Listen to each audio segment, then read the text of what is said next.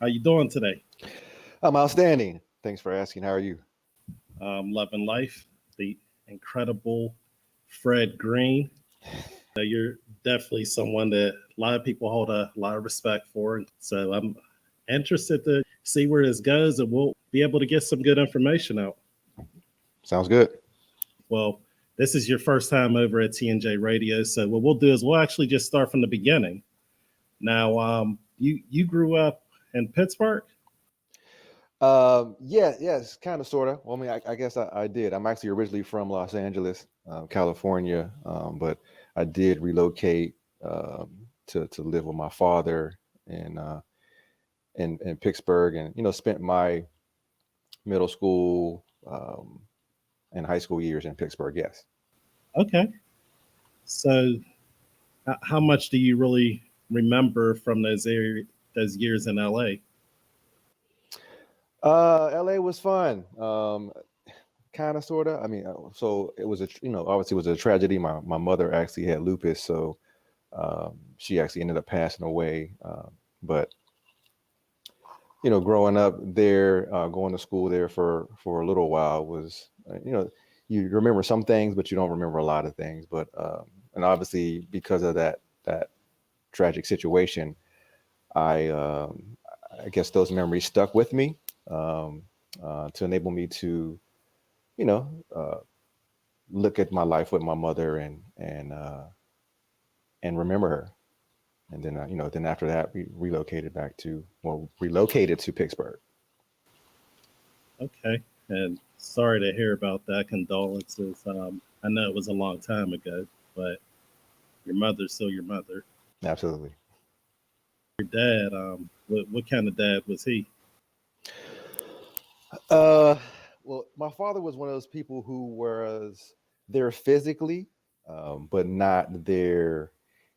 Uh, what I say? So when I say physically, I mean he showed up. He bought me toys, things like that. But he really didn't play an instrumental part in my life. He was one of those always on the run, doing things that most fathers wouldn't be proud of, or most kids wouldn't be proud of. But so I love him. Still love him. Still have a relationship with him. But he never really played I would say a mentoring part in my life, where he didn't help mold me, if that kind of makes sense. Yeah, and un- unfortunately, that does end up being a situation a lot of times. Now, was your father a single parent raising you, or did he have a wife? Well, no, actually, my father didn't raise me. My father, when we went to, well, relocated to Pittsburgh, my grandmother took the reins, and she uh, did everything. She raised me. She sent me to um, private schools. So I did do. So she sent me to private schools up by Oakland with a lot of medical professionals. Like whatever the school I went to, I know it. Forgive me. It's been so long.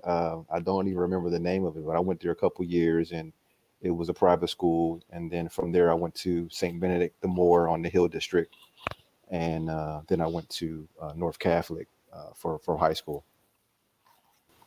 Okay. Now, your grandmother, what kind of profession was she into? Actually, my grandmother was a crossing guard, and so then she actually, I believe she injured her back maybe when she was around 45, 50, and went on disability, and she never worked again. Uh, so needless to say, she was always around, so it didn't leave much room for me to get into a lot of trouble, although I got into trouble.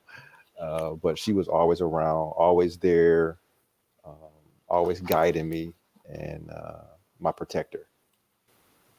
Okay, middle school. You said, was this around the 80s, the 90s?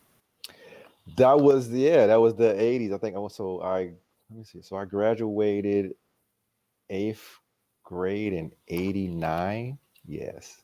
So yes, 80s. I could Woo! Seems grow up. like forever ago. Now, for those who don't know about the Hill District, because I don't want to gloss over that, Tell the viewers about what you know about the Hill District and things that they should know. The Hill District is I would say it is. Well, I know it's one of the toughest places to grow up in the city of Pittsburgh. Um, I grew up around a lot of drugs, a lot of gang violence, and you always had to watch your back. So it was very tough. It was a lot of shootings. Until this day, still, every time I go home, it's the same thing. A lot of people shooting, a lot of killings in the Hill District as well. Projects.